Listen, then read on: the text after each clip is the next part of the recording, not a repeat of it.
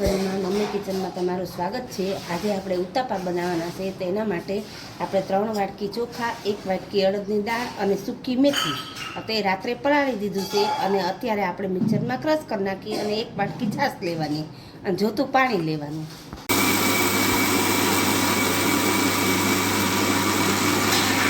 જો આવું દળવાનું, સેજ અમથું કરવું હોય તો વાંધો નહીં। હવે આપણે ખીરું તૈયાર થઈ ગયું છે। હવે આને બોળો લાવવા માટે આપણે 3 કલાક માટે રેસ્ટ મૂકી દઈ, પછી આગળની પ્રોસેસ કરી ચાલુ।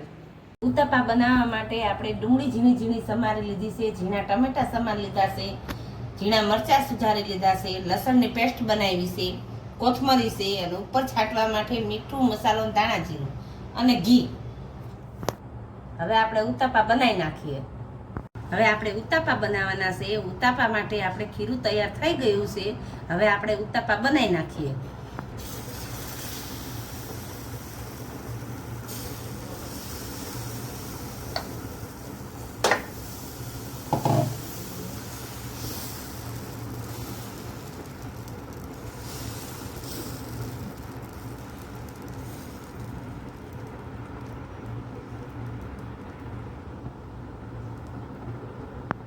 હવે તેમાં આપણે લસણની પેસ્ટ ઉમેરી,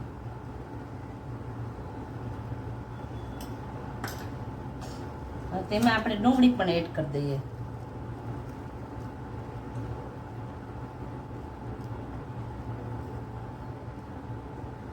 હવે થોડાક ટમેટા પણ એડ કરી દઈએ।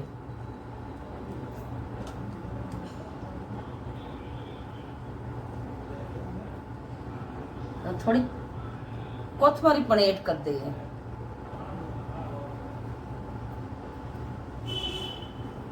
મીઠું નાખી દઈએ, સહેજ મસાલો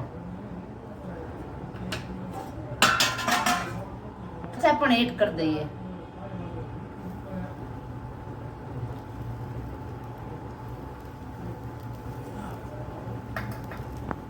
ઘી સહેજ એડ કરી,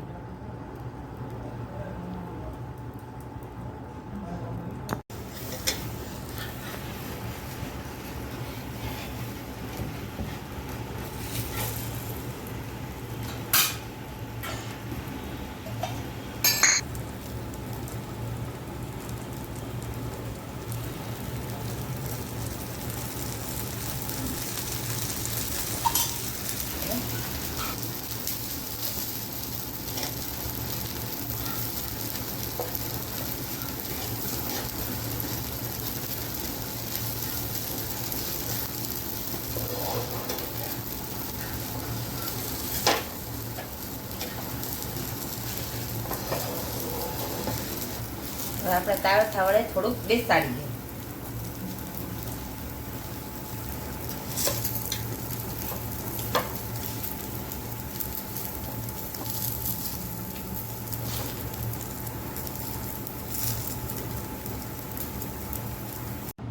આપણે ઉત્તાપા તૈયાર થઈ ગયા છે।